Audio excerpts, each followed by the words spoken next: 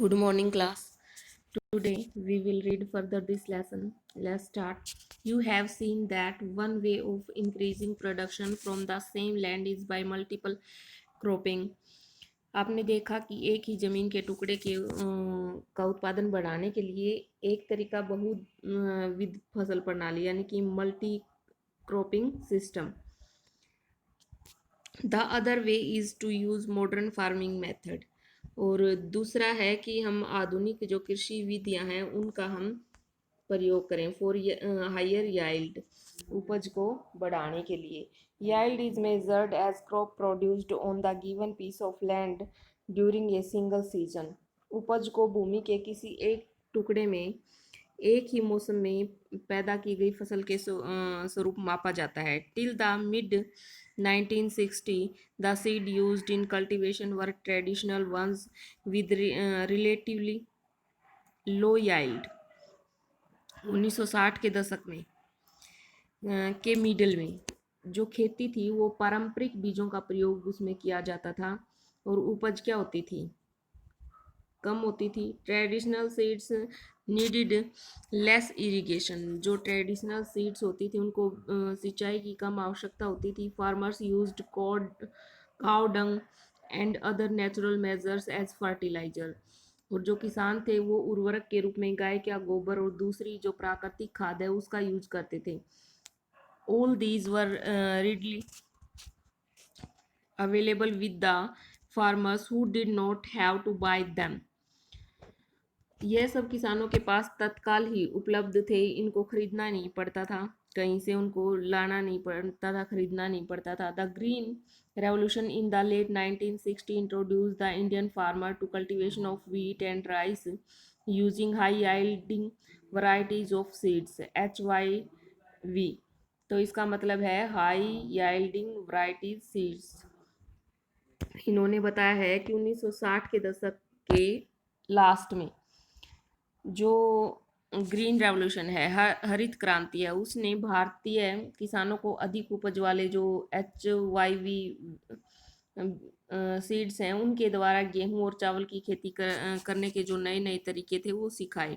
The compare to the traditional seeds, जो पारंपरिक एक प्रकार का जो वो सीड्स बीज अपनाए हुए थे. The HYV seeds promise to produce much greater amounts of grain on a single plant.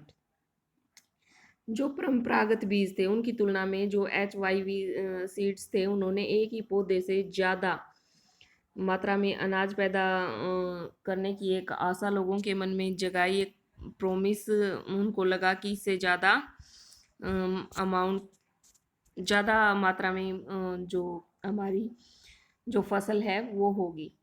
As a result the same piece of land would now produce far larger quantity of food grains than the possible earlier.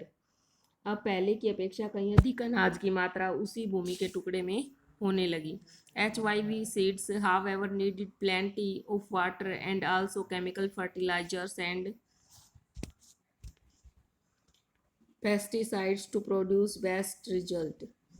और क्या था कि जो अति उपज प्रजातियों वाले जो बीज थे उनका यूज़ करने के लिए उनको क्या था कि उनको पाने के लिए बहुत ज़्यादा पानी की भी उसमें ज़रूरत होती थी. अन्य जो फर्टिलाइजर्स हैं, रासायनिक खाद है, कीटनाशक हैं, उनकी भी ज़रूरत होती थी. और अधिक उपज केवल क्या थी, जो कई सारी केमिकल फर्टिलाइजर भी चाहिए थे, पेस्टिसाइड्स भी चाहिए थे, जिसकी वजह से ज़्यादा मात्रा में जो उनकी फसल है वो हो. Farmers of Punjab, Haryana and western Uttar Pradesh were the first to try out the modern farming method in the India. Bharat में पंजाब और हरियाणा और पश्चिमी उत्तर प्रदेश के किसानों ने खेती के जो आधुनिक तरीके थे, मॉडर्न फार्मिंग मेथड थे, उनको अपनाया, उनको प्रयोग में लाया. The farmers in these region set up tubewells for irrigation. इन क्षेत्रों में किसानों ने जो ट्यूबवेल थे वो लगाए. And made use of HYV seeds, और जो HYV सीड्स थे उनके बीजों को यूज़ किया. केमिकल फर्टिलाइजर्स यूज़ किया एंड पेस्टिसाइड इन फार्मिंग, और जो कीटनाशक दवाएं थी उनका प्रयोग किया. Some of them bought farm machinery, कुछ ने उनमें से जो मशीनरी थे उनको खरीदा, जैसे ट्रैक्टर वगैरह थी, मशीनें थी, उनको खरीदा।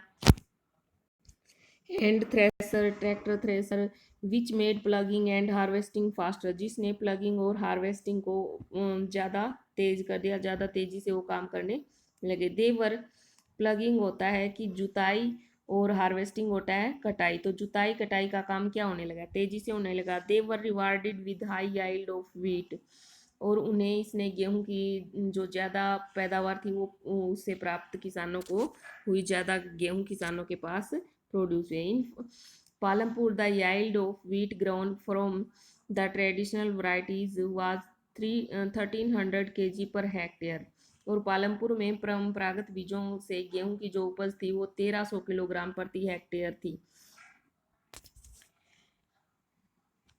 With HYV seeds, the yield went up to 3200 kg per hectare, और जो HYV सीड्स यूज़ किए गए उसके बाद जो फसल की वो थी उपज थी वो लगभग 1300 से कितनी चली गई, 3200 किलोग्राम प्रति हेक्टेयर तक पहुंच गई।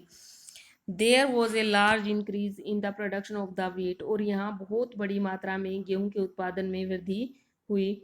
Farmers now had greater amounts of surplus wheat to sell in the market, अब किसानों के पास बाजार में बेचने के लिए गेहूं की काफ़ी मात्रा उपलब्ध थी। What is the difference between multiple cropping and modern farming method, जो मल्टीपल क्रॉपिंग मेथड है और जो फार्मिंग मॉडर्न फार्मिंग मेथड है उनमें क्या अंतर है। The following table show the production of wheat and pulses in India after the green revolution in units of million tones.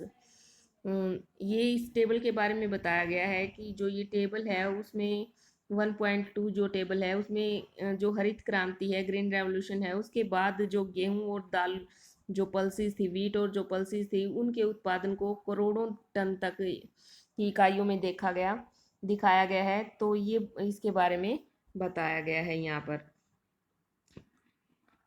आगे है हमारा third point, will the land sustain, क्या भूमि यह धारण कर पाएगी। Land being a nature resources, भूमि एक प्राकृतिक संसाधन है। It is necessary to be careful in its use, और जो इसका यूज़ है वो सावधानी पूर्वक करने की ज़रूरत है।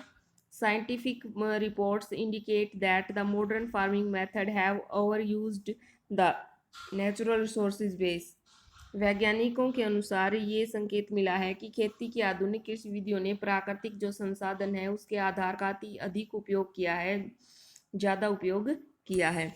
In many areas green revolution is associated with the loss of soil fertility due to increased use of chemical fertilisers, और ये भी बताया है कि अनेक क्षेत्रों में हरित क्रांति के कारण उर्वरकों का अधिक उपयोग करके मिट्टी की उर्वरता जो है कम हो गई है, जो मिट्टी का उपजाऊपन था वो कम हो गया है। Also continue use of ground water for tubewells irrigation has led to depletion of the water table environment resources like soil fertility and ground water are built up over years, और ये भी दिखाया है कि इसके अतिरिक्त जो ट्यूबवेल्स है वो इरिगेशन के लिए यूज़ किए जा रहे हैं, उनसे क्या हो गया, जल स्तर भी कम हो गया है, और जो मिट्टी की उर्वरता है और भूमि जल है जो वो पर्यावरणीय संसाधन कई वर्षों से नष्ट होते आ रहे हैं, कई वर्षों में जो बनते हैं ऐसे संसाधन, तो उनकी तरफ क्या करना चाहिए, हमें ध्यान देना चाहिए।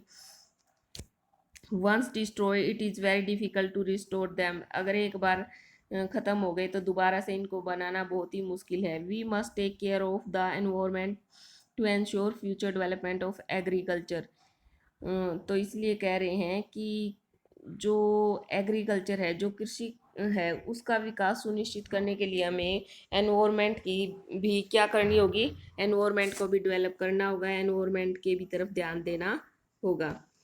आगे इन्होंने बताया है नेक्स्ट हमारा ये एक प्रकार से दिया है कि soil for long they may escape from the soil and pollute ground water rivers and lakes, जो रासायनिक उर्वरक हैं ऐसे खनिज देते हैं जो पानी में घुल करके क्या करते हैं, ग्राउंड वाटर, रिवर्स और लेक को क्या करते हैं, खराब कर देते हैं, पूरी तरीके से खराब ये कर देते हैं इनको।